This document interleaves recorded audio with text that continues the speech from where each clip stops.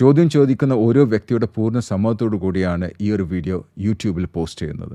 ഈ ഒരു കമ്മ്യൂണിറ്റിയിൽ ഫ്രീ ആയി ജോയിൻ ചെയ്യണമെന്നുണ്ടെങ്കിൽ ഞങ്ങൾ അപ്ഡേറ്റ്സിനെ കുറിച്ച്, ട്രെയിനിങ്ങിനെ കുറിച്ച്, അല്ലെങ്കിൽ കോച്ചിങ്ങിനെ കുറിച്ചിട്ട് എല്ലാം ചോദ്യം ചോദിക്കാൻ ആഗ്രഹം ഉണ്ടെങ്കിൽ നിങ്ങൾ യൂട്യൂബിൽ ഡിസ്ക്രിപ്ഷനിൽ 2 ലിങ്ക് ഉണ്ട്. ഒന്ന് മലയാളത്തിലുള്ള ലിങ്ക്, ഒരു വാട്സപ്പ് ഗ്രൂപ്പിലേക്കുള്ള ലിങ്കും, മറ്റത് ഇംഗ്ലീഷ് വാട്സപ്പ് ഗ്രൂപ്പിലേക്കുള്ള ലിങ്ക്. അതിൽ ഏതിലും നിങ്ങൾക്ക് ജോയിൻ ചെയ്യാം, അല്ലെങ്കിൽ 2ലും ജോയിൻ ചെയ്യാം. I'll see you in the WhatsApp group. WhatsApp വല്ലാതെ യൂസ് ചെയ്യുന്നുണ്ട്. അപ്പം അതൊന്ന് കുറക്കണം. സോഷ്യൽ മീഡിയയിൽ വാട്സപ്പും അതുപോലെ തന്നെ യൂട്യൂബാണ്. പക്ഷെ യൂട്യൂബ് കമ്പാരിറ്റീവ്ലി കുറവാണ്. ഏറ്റവും കൂടുതൽ യൂസ് ചെയ്യുന്നത് ഈ വാട്സപ്പാണ്. അത് യൂസ് ചെയ്യാന്ന് വെച്ച് കഴിഞ്ഞാൽ കുറേ സമയം, കുറച്ച് ചിലപ്പോൾ ഒരു 5 മിനിറ്റ് 10 മിനിറ്റ് ഇങ്ങനെ കണ്ടിന്യൂസ്ലി അറിയാതെ നോക്കി പോവുക. അത് വല്ല മെസ്സേജ് വന്നിട്ടുണ്ടോ നോക്കുക. ഇതൊരു വലിയൊരു പ്രശ്നമായിട്ടുണ്ട്. Okay, great. ഈ വാട്സപ്പ് കൊണ്ടുള്ള ഒരു 3 ഗുണങ്ങൾ പറയാം നിങ്ങൾക്ക്. എനിക്ക് പുതിയ വല്ല മെസ്സേജും വന്നിട്ടുണ്ടോ എന്ന് നോക്കുക. അതിൽ ഞാൻ ഇമ്പോർട്ടൻ്റ് ആയിട്ട് പാർട്ടിസിപ്പേറ്റ് ചെയ്യുന്ന ചില ഗ്രൂപ്പുകളുണ്ട്. അതിൽ എന്തെങ്കിലും പുതിയ മെസ്സേജ് വന്നിട്ടുണ്ടെങ്കിൽ, ഞാൻ റെസ്പോണ്ട് ചെയ്തിട്ടുണ്ടെങ്കിൽ ഞാൻ അതിലേക്ക് റെസ്പോണ്ട് ചെയ്യുക. അതുപോലെ തന്നെ ആ പങ്കെടുക്കുന്ന വാട്സപ്പ് ഗ്രൂപ്പിൽ നിന്ന് കുറച്ച് നോളജ് കിട്ടാനുണ്ട്. അപ്പം അതുകൊണ്ട് അത് കേൾക്കുക എന്നുള്ളതാണ്. Okay, great. ആ ഒരു ഗ്രൂപ്പുകളിലാണ് കൂടുതൽ ടൈം ഇൻവെസ്റ്റ് ചെയ്യൽ, അല്ലെങ്കിൽ വേറെ ഏതെങ്കിലും ഉണ്ടോ പേഴ്സണൽ ആയിട്ടുള്ള അതുണ്ടോ? ഇല്ല, ഈ ഗ്രൂപ്പുകളിൽ തന്നെയാണ്. എത്ര ഗ്രൂപ്പുകളുണ്ടാവും? ഏത് ഗ്രൂപ്പാണ് ഒന്നും പറയണ്ട, നിങ്ങൾ പേരൊന്നും പറയണ്ട. എത്ര ഗ്രൂപ്പുകളുണ്ടാവും ഏകദേശം? 3 ഗ്രൂപ്പ്. 3 ഗ്രൂപ്പ്. ആ 3 ഗ്രൂപ്പിൽ എത്ര പ്രാവശ്യം മെസ്സേജസ് വരാം? പല പല സമയത്ത് ഇങ്ങനെ വന്നുകൊണ്ടിരിക്കും. പല സമയത്ത്, അതായത് ഒരു കൃത്യത ഇല്ല അല്ലേ? കൃത്യതയില്ല. ഏകദേശം എത്ര വരുന്നുണ്ടാവും? ചുരുങ്ങി ഒരു ദിവസം എത്ര മെസ്സേജ് വരുന്നുണ്ടാവും?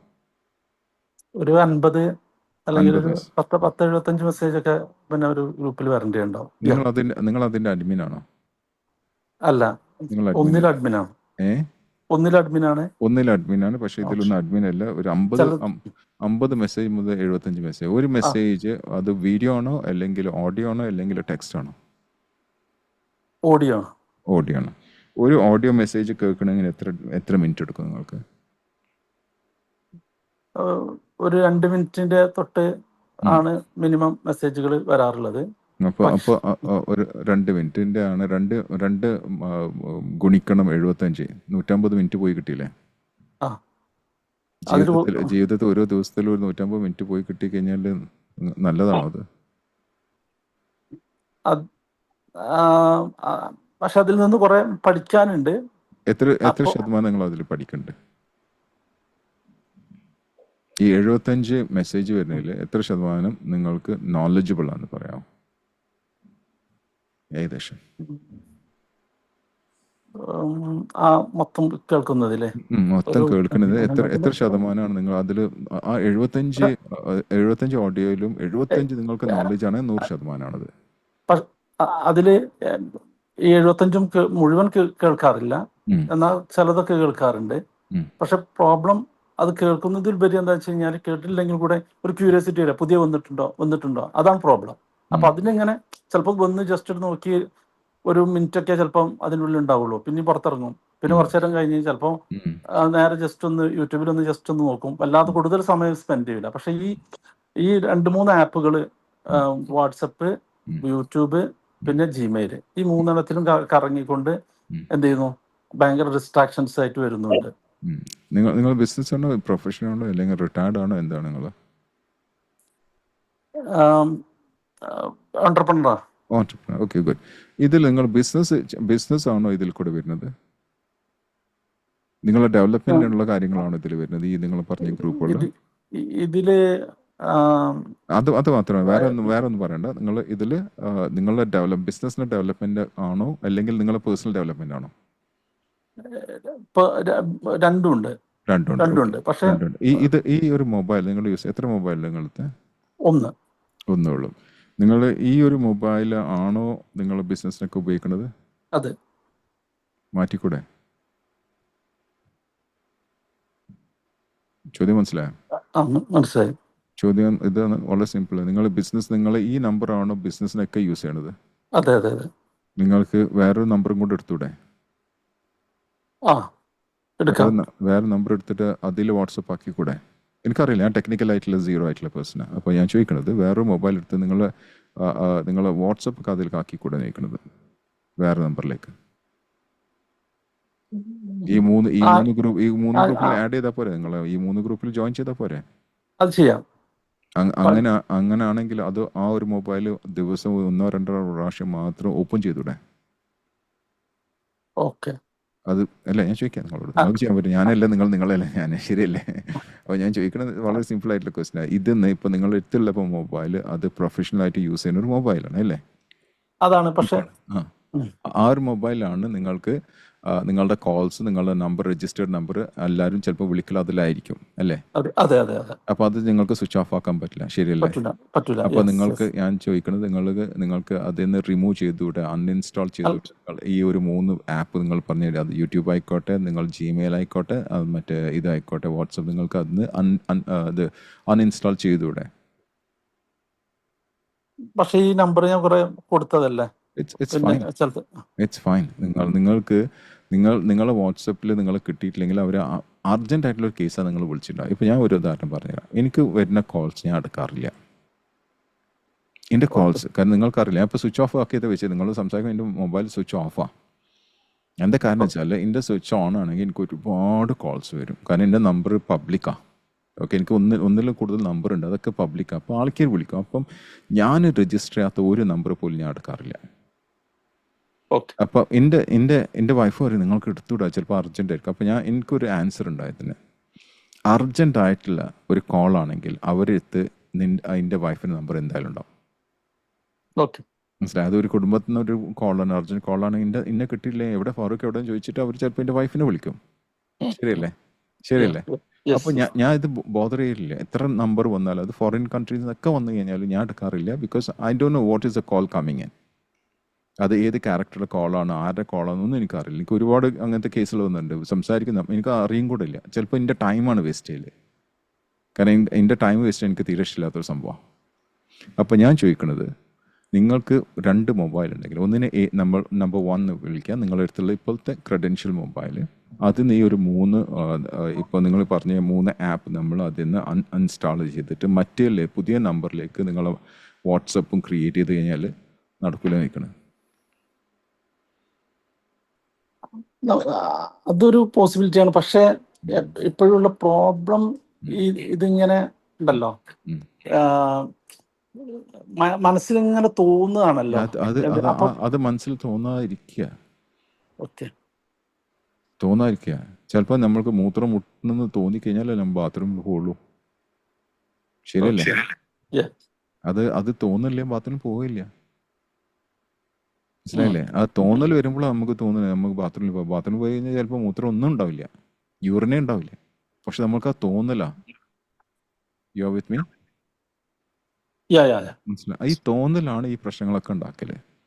അപ്പോൾ 2 നിങ്ങൾ ഡിവൈഡ് ചെയ്യുക. ഒന്ന് നിങ്ങളുടെ original professional your mobile, second one your ആപ്സിന് വേണ്ടിയിട്ട്. അത് 1, 2, 3 പ്രാവശ്യം എപ്പോഴാണ് നിങ്ങൾ തീരുമാനിക്കുക അതിനനുസരിച്ച് യൂസ് ചെയ്യാം. ഒരു ബുക്കുണ്ട്, ആ ബുക്കിൻ്റെ പേര് 4 Hour Work Week എന്നുള്ള ബുക്കാണത്. ഓക്കെ, ടിം വാരിസോ ഹാരിസോ അങ്ങനെയാണ് ഒരാൾ എഴുതിയത്. ഓക്കെ, കറക്റ്റ് ടിം എന്നല്ല, ഫസ്റ്റ് നെയിം എനിക്കറിയാം ടിം ആണെന്നുള്ളത്. ടിം ഫാരിസ്, F ആണ് ഫാരിസ്, ടിം ഫാരിസ്. അപ്പം പോയി നോക്കിയാൽ മതി ആ ബുക്ക്. ആ ബുക്കിൽ ഈ ഒരു ബുക്കിനെ പറ്റി ഞാൻ കേട്ടിട്ട് ഏകദേശം ഒരു 10-15 വർഷങ്ങൾക്ക് മുമ്പ് കേട്ടോ, അത്ര കുറേ മുമ്പത്തെ. ഈ ബുക്കിൽ ഇയാൾ പറഞ്ഞു വെച്ചാൽ ഈ ഒരു ബുക്കിൻ്റെ പേര് 4 Hour Work Week എന്നാണ്. ഈ ആള് ഒരു ആഴ്ചയിൽ 4 മണിക്കൂർ വർക്ക് ചെയ്യുള്ളൂ. 4 മണിക്കൂർ വർക്ക് ചെയ്യുള്ളൂ. ബിസിനസ്മാനാണ്, പക്ഷെ 4 മണിക്കൂർ വർക്ക് ചെയ്യുള്ളൂ. ബാക്കി എല്ലാം പുള്ളി എന്താ ചെയ്യല്, വേറെ ആൾക്കാർ ഡെലിഗേറ്റ് ചെയ്തിട്ടുണ്ട് വർക്ക് ചെയ്യാൻ. ഇയാൾ ഇമെയിൽ നോക്കലൊക്കെ വെറും 5 മിനിറ്റ് 10 മിനിറ്റ് മാത്രം. അങ്ങനെ എല്ലാം കൂടെ ഇതൊക്കെ കൂടെ ചേർത്തിട്ടാണ് 4 മണിക്കൂർ. അല്ലാതെ വേറെ ഒന്നുമില്ല, ഓഫീസിൽ പോകുന്ന പരിപാടി ഒന്നുമില്ല അയാൾക്ക്. ഈ ഇമെയിലൊക്കെ ചെക്ക് ചെയ്യണമെന്നുണ്ടെങ്കിൽ ഒക്കെ കൂടെ ആണ് ഈ 4 മണിക്കൂർ ഒരു ആഴ്ചയിൽ എടുക്കുന്നത്.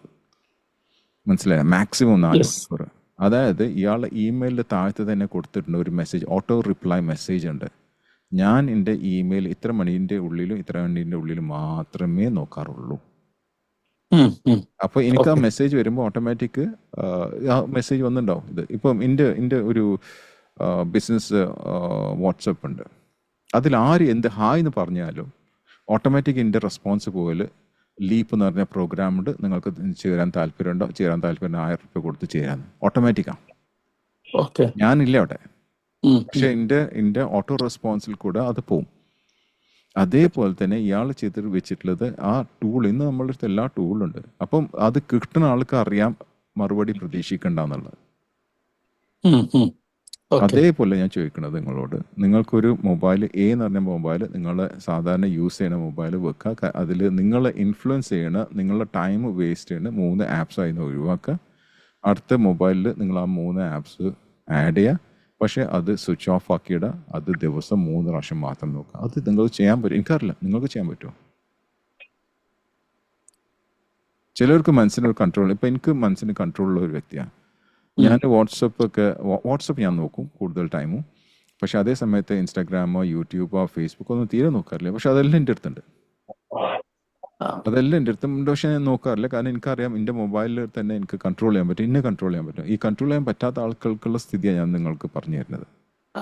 അപ്പൊ ഞാനത് മുമ്പ് ഈ ഫേസ്ബുക്കും അതുപോലെ ഇൻസ്റ്റാളുള്ളത് പിന്നെ ഞാനത് ഡിലീറ്റ് ചെയ്തു. കാരണം എനിക്കിങ്ങനെ അന്ന് ഫേസ്ബുക്ക് ഉണ്ടാകുമ്പോൾ പിന്നെ അതേപോലെ തന്നെ കറങ്ങായിരുന്നു. അപ്പൊ അത് ഒഴിവാക്കി.